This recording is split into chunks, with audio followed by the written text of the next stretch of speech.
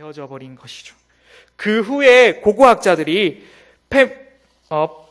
폼페이 시가지를 발굴하기를 시작합니다.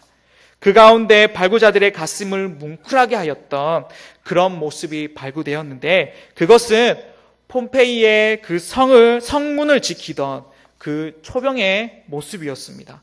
그는 도시의 그 성문 앞에 무기를 손에 들고 부동 자세로 그런 모습을 한 채 화산재에 덮여서 죽은 모습이 발견되었기 때문입니다. 현재 런던에 있는 유명한 미술관에 가면 그 군인을 모델로 해서 그 당시의 어지러운 모습들을 그려놓은 그림이 한 장 걸려 있습니다. 그런데 그 그림의 이름이 무엇이냐? 바로 충성입니다. 충성이라는 이름으로 그 그림이 제목이 지어져 있는 것입니다. 그렇습니다, 여러분. 이 보초병처럼 우리의 주의가 그 어떠한 환경 속에서도, 어떠한 여건 속에서도 흔들리지 않고 자신이 맡은 그 일에 책임을 다하는 사람이 바로 충성을 다하는 자인 줄 믿습니다. 다른 사람이 무엇이라고 하든지, 나를 손가락질을 한다 할지라도, 또한 상황이 어떻게 저떻게 변한다고 할지라도 그것은 내가 관여할 바가 아닙니다. 또 남들이 나를 알아준다 할지라도 몰라준다 할지라도 그것은 중요한 것이 아닙니다. 그저 은밀히 보시는 주님 앞에서 주님이 나의 모든 것을 아신다고 믿고 그 어떠한 상황 속에도 흔들리지 않고 맡은 사명을 든든히 서서 충성할 때에 미술관에 걸려있는 그 그림의 이름처럼 하나님께서 우리를 충성된 종이라고 불러주실 줄 믿습니다. 그렇게 붙여주실 줄 믿습니다. 아멘. 다윗이 그 형제들과 달랐던 중심, 또 한 가지는 바로 다윗은 신앙의 간증이 풍부했던 자인 것입니다. 여기에 우리에게 주신 말씀이 있습니다. 오늘 본문의 말씀 12절의 말씀입니다. 이에 사람을 보내어 그를 데려오매 그의 빛이 붉고 눈이 빼어나고 얼굴이 아름답더라.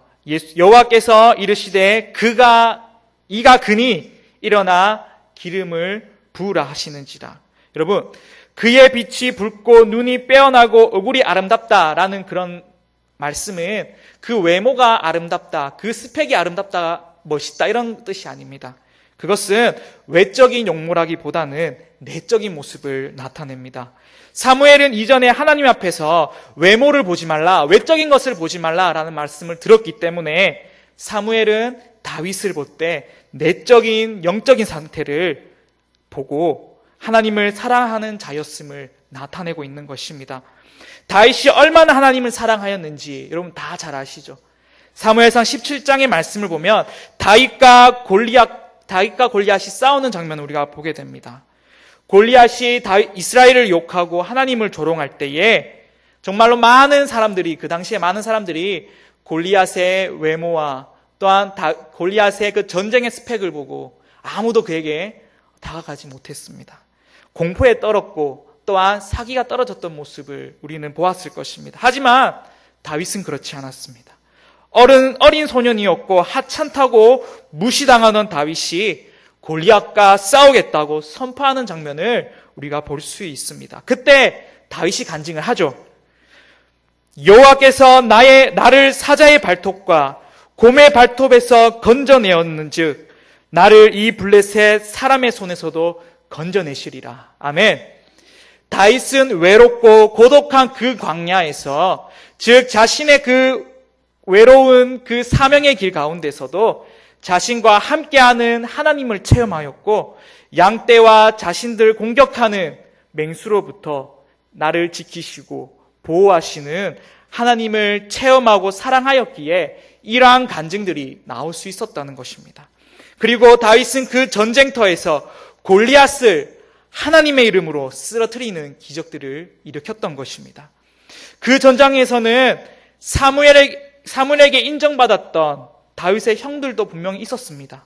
하지만 그들은 골리앗 앞에서 나설 수가 없었어요. 왜냐하면 그들은 삶의 자리에서 충성하지 못하였고, 또한 자신이 있는 그곳에서 하나님에 대한 경험이 없었고, 또한 세상의 스펙보다 뛰어난 신앙의 간증이 없었기 때문입니다. 다윗은 세상을 눈으로 볼 때에는 뛰어난 외모도 또한 엄청난 스펙도 가지지 못한 자였습니다. 하물며 가족들에게도 무시당하던 그런 자였습니다. 하지만 그의 삶의 자리, 신앙의 자리에서 이름 없이 빚도 없이 자신의 사명을 성실히 충성하였던 자였고 또한 하나님을 사랑하였던 자였습니다. 그렇기에 다윗에게는 하나님이 살아계심을 날마다 체험하고 이로 인한 신앙의 간증이 넘쳐났던 것입니다. 그로 인해 하나님께서는 그러한 다윗을 보시면서 16장 오늘 본문의 말씀 마지막 절의 말씀처럼 이렇게 얘기를 하십니다. 이가 그니 일어나 기름을 부으라 라고 다윗은 하나님의 선발 기준에 당당히 합격되었던 것입니다. 여러분들은 하나님을 사랑하십니까? 그렇다면 살아계신 하나님에 대한 체험과 간증이 있습니까? 그렇다면 그것이 여러분들이 세상을 능히 이기고 세상의 스펙을 능히 넘어서는 그러한 하나님의 스펙이 될 줄 믿습니다. 말씀을 맺고자 합니다. 다윗의 모습이 또한 우리의 모습이라고 생각합니다. 내가 가진 것, 내가 하고 있는 것들이 세상의 기준으로 볼 때에는 한심하게 느껴질 때도 분명히 있습니다. 그래서 그만 포기하고 싶고 새로운 삶을 찾아 떠나가고 싶고 그럴 때가 많죠. 또 우리가 교회에서 신앙생활을 할 때 내가 하는 봉사가, 내가 하는 섬김이 누가 대체 알아준단 말인가 그런 생각을 가지면서 내가 이 교회 밖을 뛰쳐나갈 거야 라고 하는 아마 그런 성도님들 많을 거라고 믿습니다. 압니다. 하지만 하나님이 나를 보시는 기준은 그런 것이 아닙니다. 세상의 잣대로 나를 판단하시지 않는다는 것입니다. 오늘의 본문의 말씀처럼 다윗이 그 어떤 잘난 것이 없었지만 자신의 충성된 사명 가운데에 하나님의 택함을 받고 그로 인해 신앙의 간증이 그의 능력의 스펙이 되어서 그 나라를 이끌었던 왕으로서 기름을 부었던 것처럼 우리도 나의 사명 가운데에 하나님을 사랑하고 나의 삶의 자리, 신앙의 자리 가운데에 묵묵히 성실하게 사명에 충성해 갈 때에 하나님께서는 우리를 그런 중심을 보시면서 이가 그니 라고 여러분들을 인정하실 줄 믿습니다.